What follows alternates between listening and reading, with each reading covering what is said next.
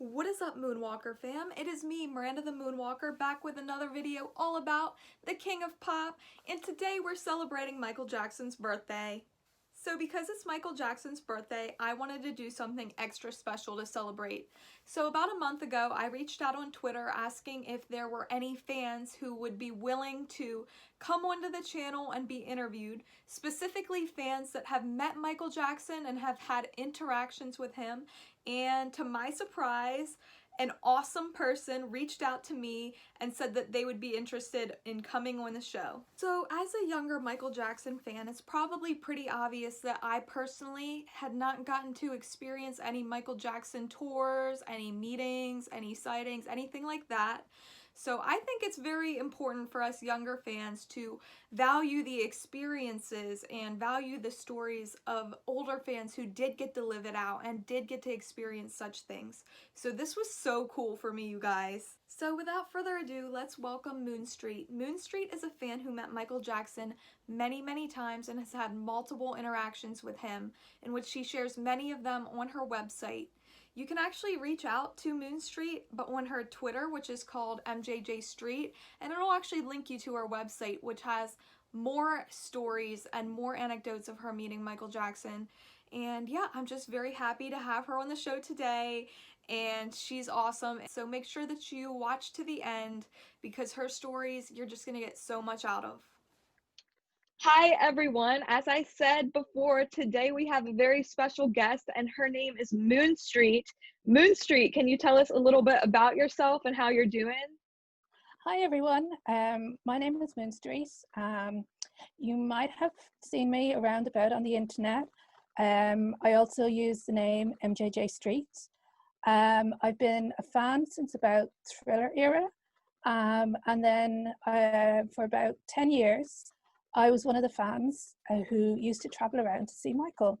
I've been to concerts and I've been to events and I've been to many different places to see Michael.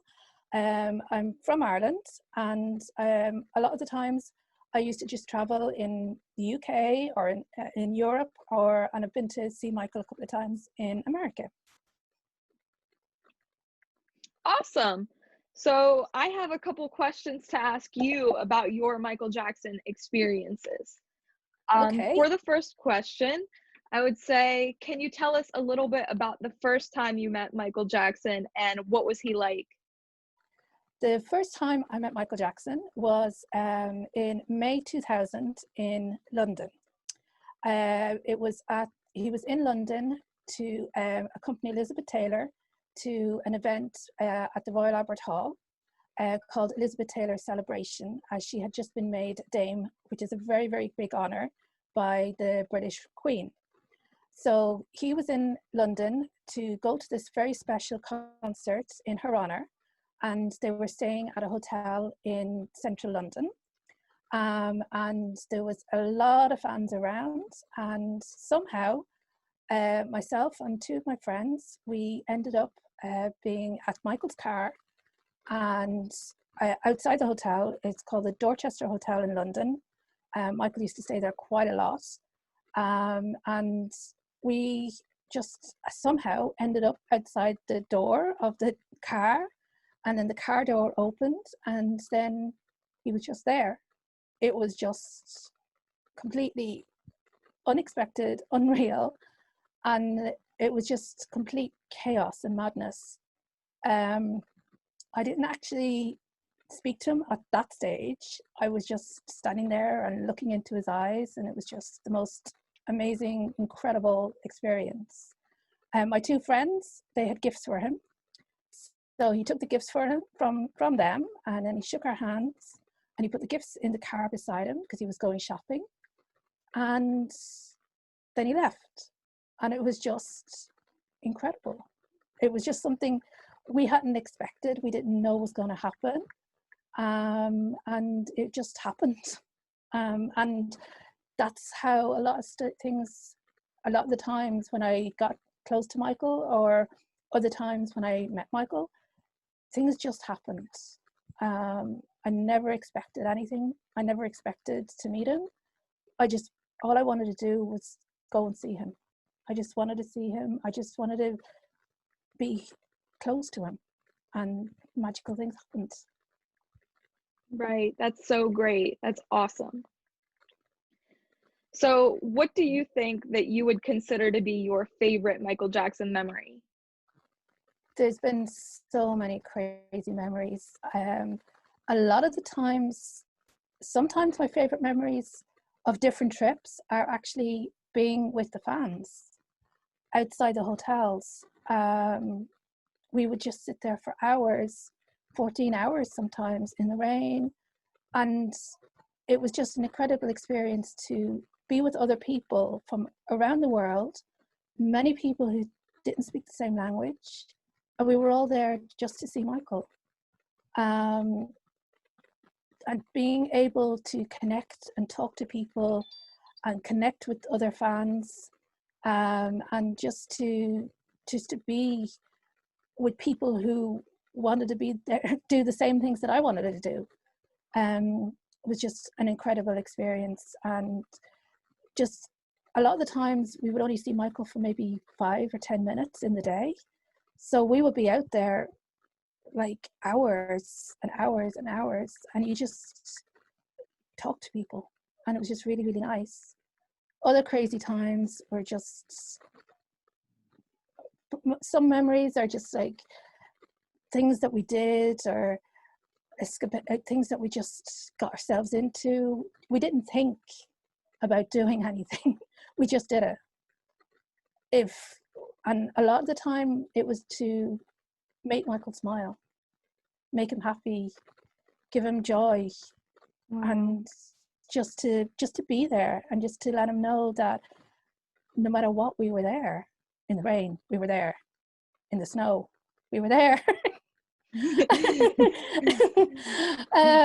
Yeah, and that's just like, it was just such an incredible time. And people, when a lot of people see the YouTube videos and see the crazy times that we had, they don't see the fun times that we had of just sitting for hours and eating pizza outside the hotels, or just having fun with other fans. And that's some of the most special memories. Right. Besides the ones with Michael, which were very, very, very amazing as well. But yeah, it was the special times with the fans. It was fun. Right. Even today, I think that my favorite Michael Jackson memories, although Michael is no longer, I just love connecting with other people. Even Exactly. connecting with you through this video right now, it's Yeah. awesome just to make friends and get to know people. And I think that's personally my favorite part of being a Michael Jackson fan. Exactly, because that's one of the things that people don't understand about the fan community. We are a community. We're a community of people from all over the world who speak many different languages, and nothing else matters except the love of one man, and that's all. Right. And that's it. Right. Exactly. All right. So, can you tell us a little bit about your experience at Neverland? Okay. This is one that a lot of people get interested in. I was actually very lucky to be part of a group of people who got invited into Neverland. But how I got there is an amazing story as well. During 2005, as everybody knows what was going on in Santa Maria, because it was such an ongoing event. Fans were coming and going for a week at a time, or a couple of days at a time, for whatever they could do. There was always fans there in Santa Maria for Michael, but fans were coming and going from different countries, or whenever they could get vacation time.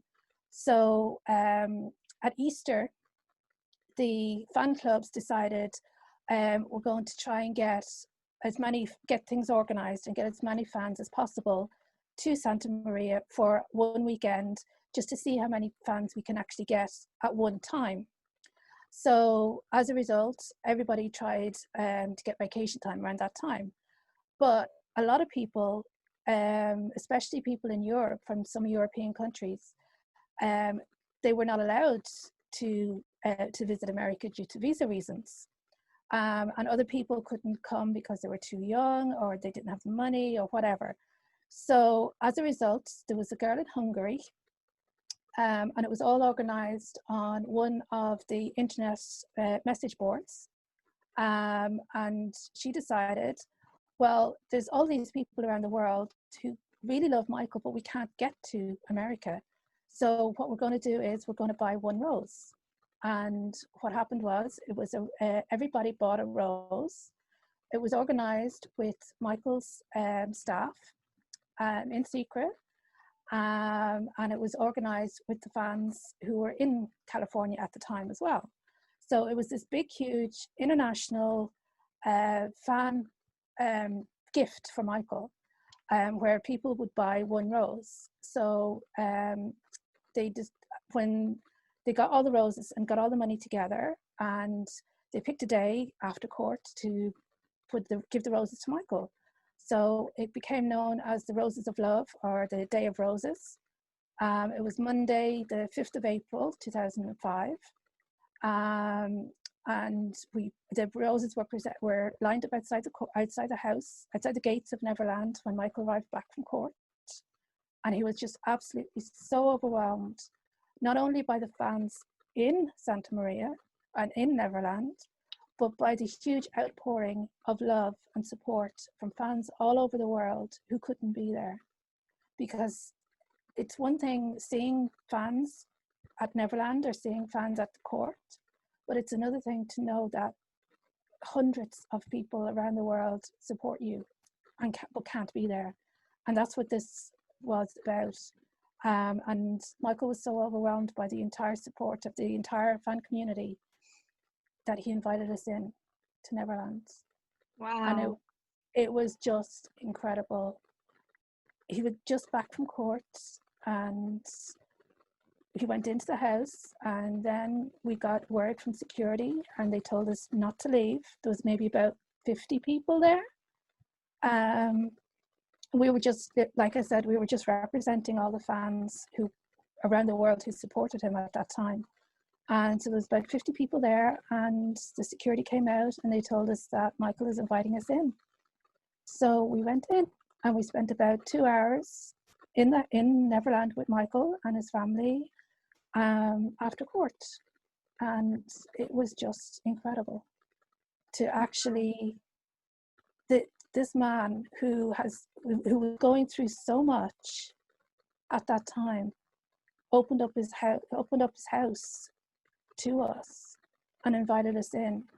And it was just, for those 2 hours, it felt like what was happening in the world, but the reality of the reason why we were there, it wasn't happening. And it was just something, it was just a little piece of normality, I guess. Right. Because this was what Michael was used to, as in, he was used to the fans being around, he was used to meeting fans. And I think maybe for him that he just wanted maybe a bit of normality like what we gave him before. But yeah, it was just incredible to be invited into his house during that time. Right, exactly. And that really tells me a lot about his heart and how much he cared for. Yeah, he was going through all of this personal stuff and still cared enough to show love to the fans. Exactly. And when we gave him those roses, we didn't want anything in return. We didn't want to ask, we weren't asking him for autographs. We weren't asking him for photos.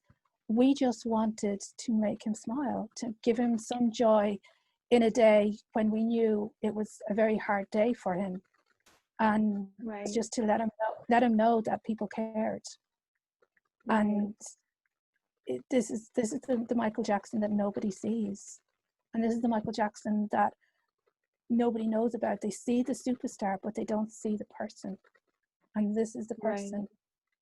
This is the man going through an incredible, horrible time in a town down the road, and yet he can do this. He can still open up his heart, open up his house to basically strangers. which Right. was, That's absolutely incredible. yeah. But yeah, it's such a memory, and it's something that I always treasure, because again, it was not expected, it wasn't planned. He only, like, he didn't have any security there. He just literally had the house security. So there Right. was, and the people who were with him for the court, like the drivers, and his makeup artist Karen Fay was there as well. But yeah, it was just literally, yeah, him and us in his house. It's crazy. Awesome. That is so cool. So, Yeah. can you tell us about what you told me before about pizza night? Oh my goodness. This was another crazy night. Oh my goodness. Okay. Um, I think nowadays it's kind of trendy for celebrities to kind of do stuff for their fans. But Michael was doing this long before the internet, long before it was trendy, long before even people knew about it. Um, I've heard stories from people around Europe from the history tour where he was doing this. So it's something that he just did again for the fans. And when he did this, it was always just the fans there. There was never any reporters or paparazzi or any media there. So this never got any media coverage. But the pizza night was in London, where it was November 2006 for the World Music Awards. And Michael was staying at the Hempel Hotel. The Hempel Hotel is now no longer a hotel. So the location, the building is still there, but it's not a hotel anymore. But he was staying in the Hempel Hotel, and it was November in London, so it's not the best weather at all. Right. So it was cold, and it got dark really early, and yeah, and Michael was actually staying in the front part of the hotel, and he had a balcony on his rooms, which was overlooking the front part of the hotel. So, and we were all outside. So again, maybe there was about 50 at this stage. There could have been up to about nearly 200 people there during the day. But as it got darker and the weather just wasn't nice, and there was always a day during the trips when Michael didn't do anything, where he would stay in the hotel all day, and we would, no matter how, we could stay there for 24 hours and we still wouldn't see him. And this was one of those days. We knew he was in the hotel. We knew he was actually, we could, I'm not quite sure if we saw him on the balcony or not, but we knew he was definitely in the hotel. And then it started raining. And then it started raining and raining and raining. And the more it rained and the more hours went by that the rain wasn't stopping, fans were kind of going, and the media was going. And there was maybe about 50 of us there at this stage. I'm not quite sure, but possibly about 50. And we were all huddled behind barriers, at the metal barriers in front of the hotel, and we had umbrellas up, and we put the umbrellas together, so it kind of created a canopy. So we were all under the umbrellas, and we started singing. And we started singing to him. And first we started all the usual chants and things, and then the rain just got heavier, and we started singing, and the rain got heavier, and we kept singing. And we kept singing, and we kept singing. And it got to a point where we were just so wet and so cold that we was just like, we'll just stay. There's no point in going. There's no point in going back home or back to our hotels because we're wet anyway. So we just kept singing, and it got to a stage where it was just like really funny and comical. And because at the start everybody was like feeling miserable because we were just getting wet and it was cold, but it got to a stage where we were so wet and we started singing and we started making it just got funny, and we knew Michael was watching us. We knew he was up there. We could see the lights on in the room. We knew he was watching us, and we knew the windows were open, and we knew he could hear us. So we just stayed. And then we kind of noticed that the hotel security were watching us. But they weren't watching us in a way to get rid of us. They were just watching us and kind of just standing there watching us. And we're like, okay. So we kept singing. And next of all, pizza trucks arrived. And we're like, oh, that's great. Somebody in the hotel's having pizza. And then we were like, oh, right, okay. And then we just kept singing. And then the pizza trucks went away. And then suddenly the hotel doors opened and the hotel security came out with stacks of pizza and came over to us. Michael bought us pizza. Wow. And this is the pizza box. That's so cool. This is the pizza box. So I kept it. Hey, I would too. That's sacred pizza. Yeah. So we were standing there in the rain, eating pizza that Michael had bought, and we were calling up to him saying, thank you for the pizza and all of this. And it was just like crazy. But again, that's just what Michael did. Right. That's just what he did. Right. And it's funny that you mentioned that a lot of celebrities are doing that now for it to be trendy or for them to gain clout. But back then there was no, oh, let me tweet, hashtag Michael Jackson bought me a pizza. So it wasn't for clout. It was just for the goodness out of his heart. But there was no, this was 2006. So did we have Facebook? I don't know. I can't remember. I'm not quite sure if we were on Facebook, but there was definitely no Instagram. There was definitely no Twitter. So there was no social media. And also we didn't have internet on our phones. Right. So the only people that knew about it at the time were if you sent a text message to your friend. Right. You couldn't even video chat. There was nothing. The phones back then did not have. You couldn't send photos. You couldn't send videos. There was no internet. So yeah, so nobody knew about it until the next day, until we actually went on the fan forums and then we talked about it. But yeah, so it would have been at least 24 hours before it would have got on the internet. Right. Right. So yeah, so Michael did stuff. And that was the thing though, that there was if we were outside other hotels, like there was always the fans and then there was always the photographers and the media. And if Michael was doing something like that, or if he had the window open and I was having a sing along with us, if he spotted any media, he'd be gone. The window would be closed and the fun would be gone. The fun would be over. So right.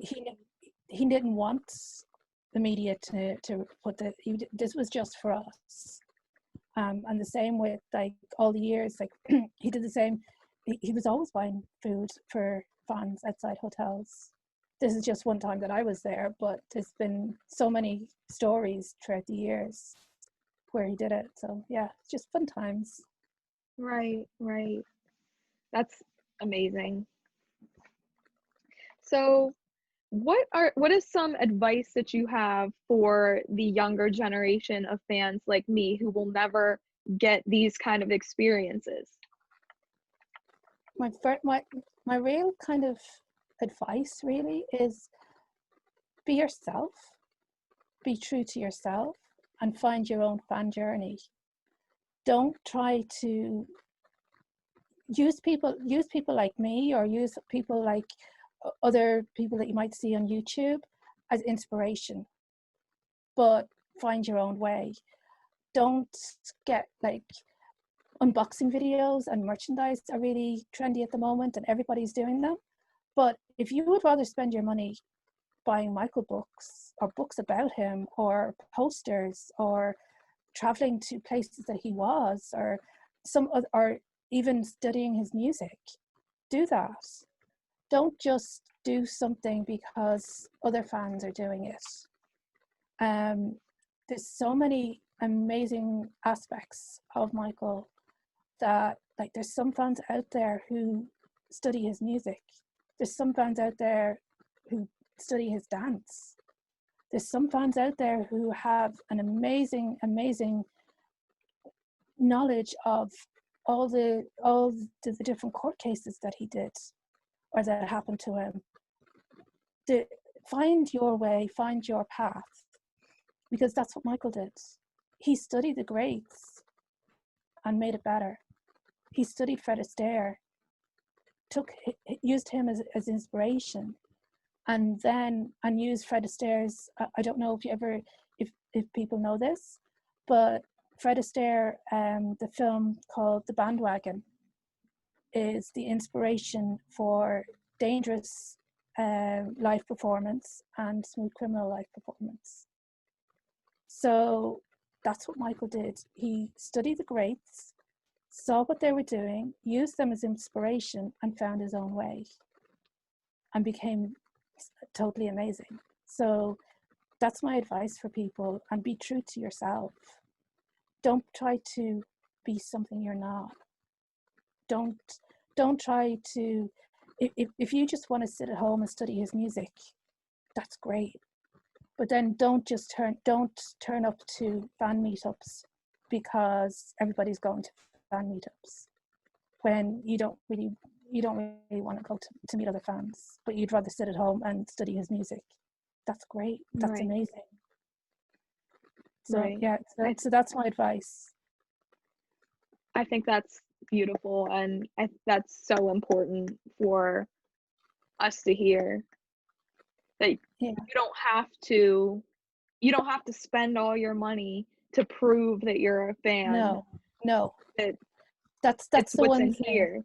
Exactly. That's the one thing that always, you don't have to dress up. If you want to go to a fan meetup, but you don't have any Michael Jackson t-shirts, it's okay.